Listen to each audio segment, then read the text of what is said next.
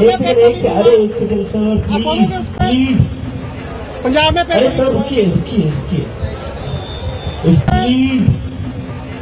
पंजाब में अरे सर रुकिए रुकिए रुकिए।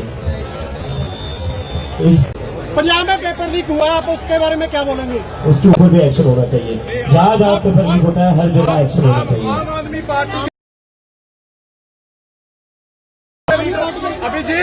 अभिजीत आम आदमी पार्टी के लीडर जहाँ पर आते हैं, आप उनसे पूछोगे? बिल्कुल पूछेंगे, बिल्कुल पूछेंगे। रिजाइन मांगोगे? रिजाइन होना चाहिए, आप उनसे रिजाइन मांगोगे? आपके पास ये न्यूज नहीं आई भी कितने पेपर लीक हो गए? क्या एजुकेशन सिस्टम है पंजाब में? কেন বেচারাকে শুধু শুধু এত কষ্ট দিচ্ছেন বলেন তো?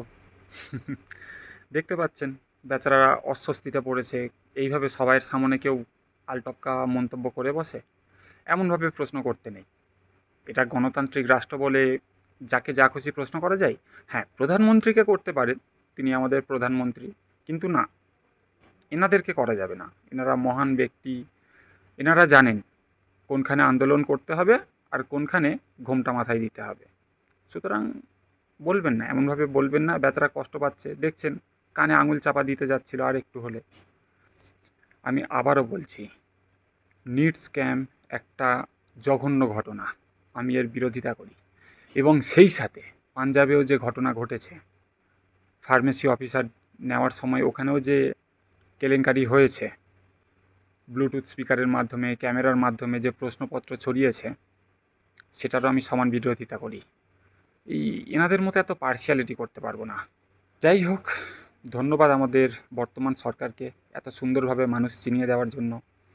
যদি সরকার প্রথমেই এদের দাবি মেনে নিয়ে শিক্ষামন্ত্রীকে রিজাইন দিয়ে দিত, তাহলে এদের আসল চরিত্র সমাজের বুকে ধরা পড়তো না।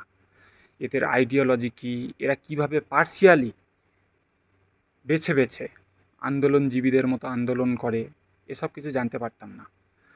ভারত বিদ্বেষ, ভারতকে টুকরো করার মতাদর্শ নিয়ে যারা চলে তাদেরকে স্টেজ দেওয়া, হিন্দু বিরোধিতা ইত্যাদি ইত্যাদি, এত কিছু জানা যেত না।